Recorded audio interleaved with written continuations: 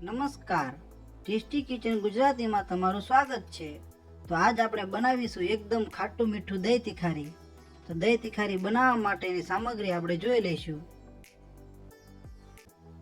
જેમાં મીડિયમ ખાટું દહીં છે, આ કટ કરેલું લસણ છે, આ કટ કરેલા લીલા મરચાં છે, આ મીઠા લીમડાના પાંદ છે, આ હિંગ છે, આ હળદર છે, આ ગરમ મસાલો પાવડર છે, આ ખાંડ છે, આ લસણીયો મસાલો છે, આ જીરું છે, આ રાઈ છે, આ મીઠું છે, આ ધાણા જીરું પાવડર છે અને આ વઘાર કરવા માટે તેલ છે। તો સૌ પ્રથમ આપણે ગેસ ચાલુ કરી લઈશું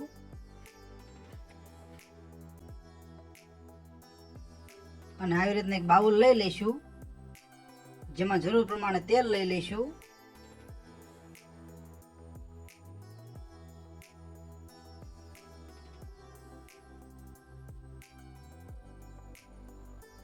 તો અહીંયા આપણે આટલું તેલ લઈ લીધું છે, તો આ તેલને ગરમ થવા દઈશું। તો આપણું તેલ ગરમ થઈ ગયું છે, જેમાં સૌ પ્રથમ થોડી રાઈ નાખીશું,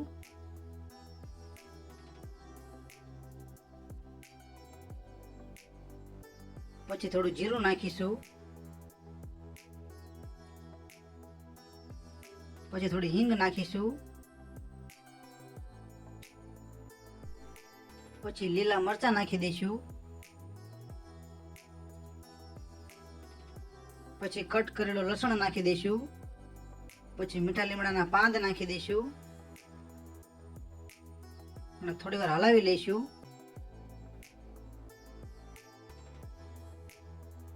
પછી લસણીયો મસાલો નાખી દઈશું,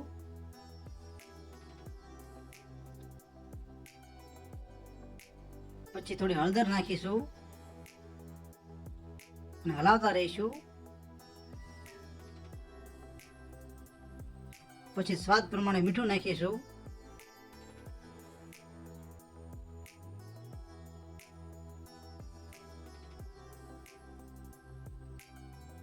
ગેસને મીડિયમ જ રાખવાનો છે। પછી થોડી ખાંડ નાખી દઈશું,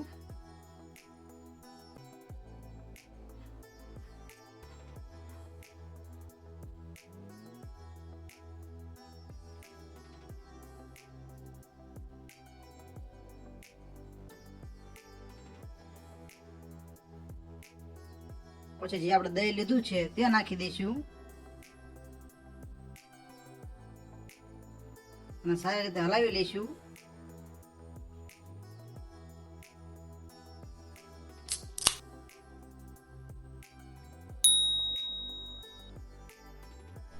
પછી ઉપરથી થોડો ગરમ મસાલો પાવડર નાખીશું,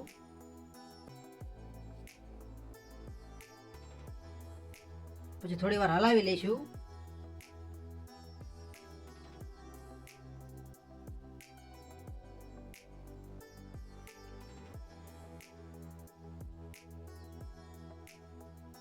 આવી રીતના હલાવતું રહેવાનું છે।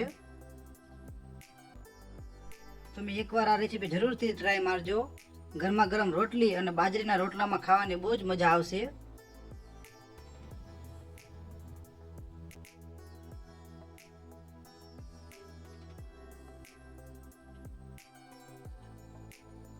અને હવે આમાં થોડું ધાણા જીરું પાવડર ઉમેરીશું,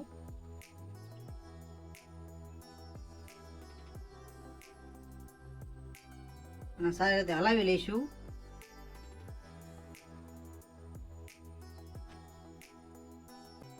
તો તૈયાર છે આપણે દહીં તિખારી। તો તમને આ દહીં તિખારીનો વિડીયો કેવો લાગ્યો? જો વિડીયો પસંદ આવ્યો હોય તો વિડીયોને લાઈક કરો, શેર કરો અને અવનવી રેસીપી જોવા માટે અમારી ચેનલને સબસ્ક્રાઈબ કરો। વિડીયોને પૂરેપૂરો જોવા માટે તમારો ખૂબ ખૂબ આભાર।